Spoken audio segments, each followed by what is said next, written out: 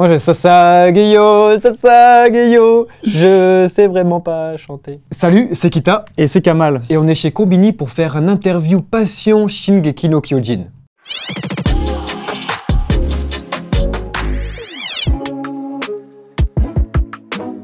Bon, comme beaucoup, c'est en 2013 avec la saison 1 de l'anime qui a permis vraiment de propulser la série en Occident.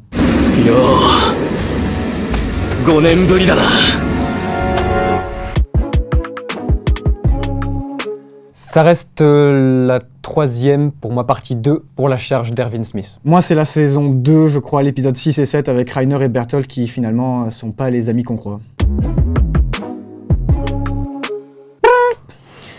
Ça reste Sasageyo.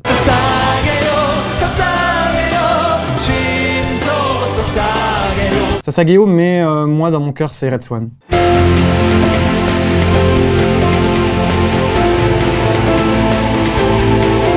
Où ils sont tous shoujo comme ça, ils font...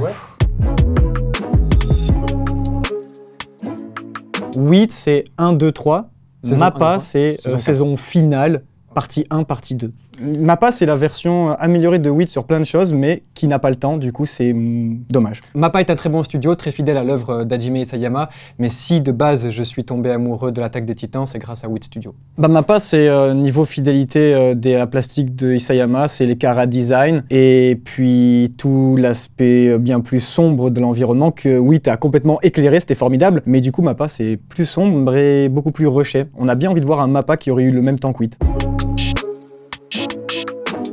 On en parle souvent, mais je trouve que ce qui ressort le plus de l'Attaque des Titans au final, après lecture entière de l'œuvre, ça reste le devoir de mémoire. Bonjour à tous et bienvenue dans cette étude portée sur le devoir de mémoire chez Hajime Isayama et donc plus particulièrement dans l'Attaque des Titans.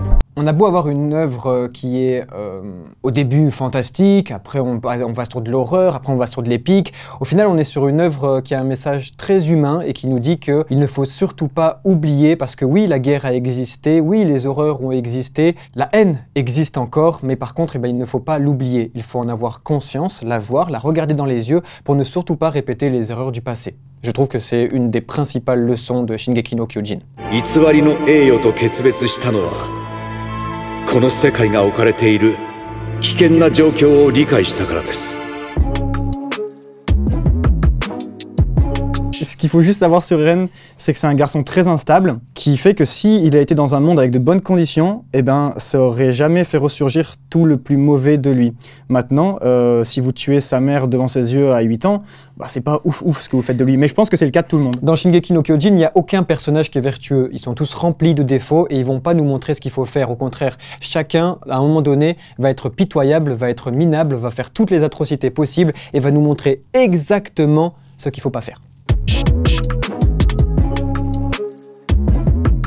Le cuirassé Reiner Braun, le bouclier du peuple. Reiner, repose-toi, prends soin de toi, c'est pas grave, tout va bien. C'est compliqué, mais je suis obligé de dire l'assaillant Eren Yeager.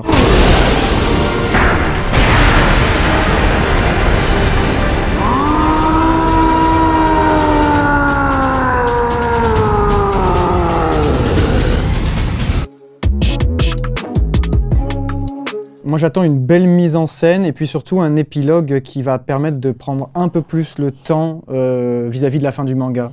Parce qu'on a un mangaka qui a réussi à condenser toute sa fin dans 45 pages et je pense qu'elle aurait mérité cette fin d'être un tout petit peu plus élargie, un peu plus étendue et si on peut prendre un peu ce temps-là, c'est top. Pourquoi pas la cerise sur le gâteau, ce serait des compositions plus marquantes d'Hiroyuki Sawano qui je trouve manquaient un petit peu dans cette saison 4 partie 1. Les musiques de l'Attaque des Titans sont tellement importantes, elles ont tellement propulsé l'anime à un niveau supérieur.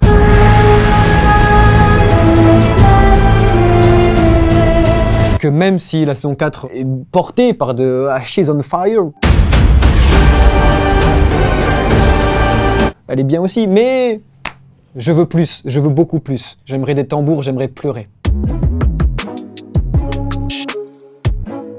Shingeki no Kyojin, l'attaque des titans, c'est le manga le plus occidental. On va être sur des codes qui vont être très série américaine, on va avoir des plot twists, il va y avoir plein de retournements de situation. Chaque épisode, son cours sont ultra rythmés et ça se termine sur des cliffhangers de malade. Aucun personnage est à l'abri, ça nous rappelle du Game of Thrones, ça nous rappelle l'ère de The Walking Dead. Et puis on a un mangaka extrêmement cinéphile, on peut pas s'arrêter. Ouais, c'est très bien écrit et c'est prévu du début jusqu'à la fin. Et ça, pour le coup, c'est propre au Japon et il faut pas le bouder, c'est vachement intéressant. C'est le shonen le moins shonen de tous. On est vraiment sur une œuvre très marginale et qui va plaire énormément à tous ceux qui regardent pas d'anime.